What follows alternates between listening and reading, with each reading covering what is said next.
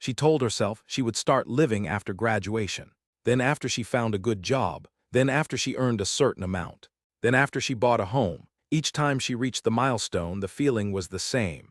A brief pause, and then a new goal appeared on the horizon. This pattern has a cost that is rarely counted. In the next few minutes, we will look at what happens when we treat life as something that starts later, and one shift that can make the waiting unnecessary. Let us call her Anna. At 22, she graduated and thought, now I can relax. But there was no job yet, so she deferred relaxation to the first paycheck. The paycheck came, and she deferred to the promotion. The promotion came, and she deferred to the down payment.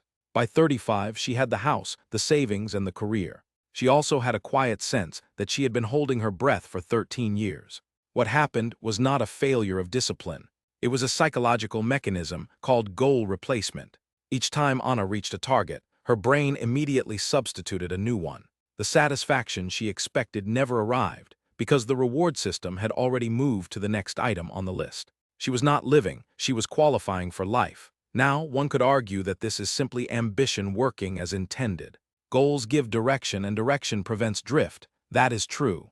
The problem is not having goals. The problem is the belief that life begins only after the last goal is crossed off. The shift is subtle but real. It means treating the present moment as part of the life you are building, not as a waiting room for it. Anna could have continued her ambitious career while also deciding that Thursday evenings, a conversation with a friend, or a walk in the rain counted as living, not as a reward for later, as the thing itself. Some worry that if they stop deferring, they will lose drive. But the evidence suggests the opposite. People who integrate presence into their pursuit tend to sustain effort longer because they are not running on empty fuel. The waiting itself is what exhausts. If you recognize the pattern, you do not need to abandon your goals.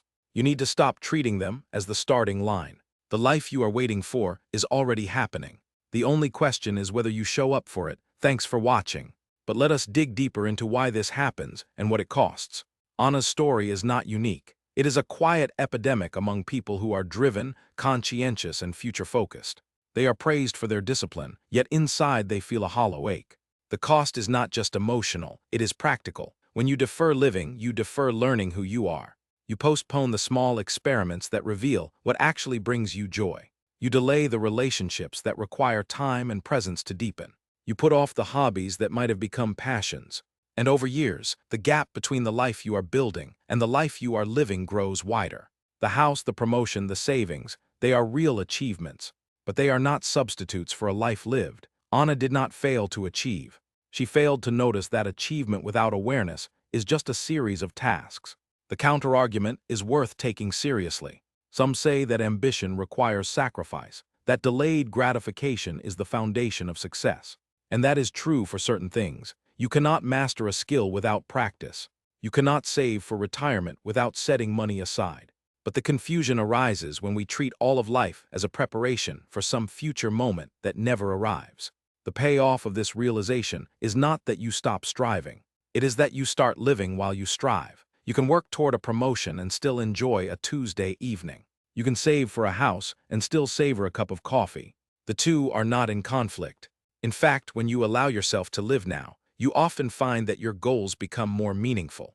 You are no longer chasing them to fill a void. You are pursuing them from a place of fullness. That is the shift. That is the one change that makes the waiting unnecessary. Anna could have done this. She could have looked at her life at 22 and said, I will work hard, but I will not wait. I will treat this moment as part of the life I want, not as a stepping stone to it. And that small decision would have changed everything. It would not have made her less successful. It would have made her more alive. So if you see yourself in Anna's story, you do not need to tear up your to-do list. You just need to add one item to it. Show up for today, not as a rehearsal, as the real thing, because the life you are waiting for is already happening. The only question is whether you show up for it. Subscribe if you liked the video.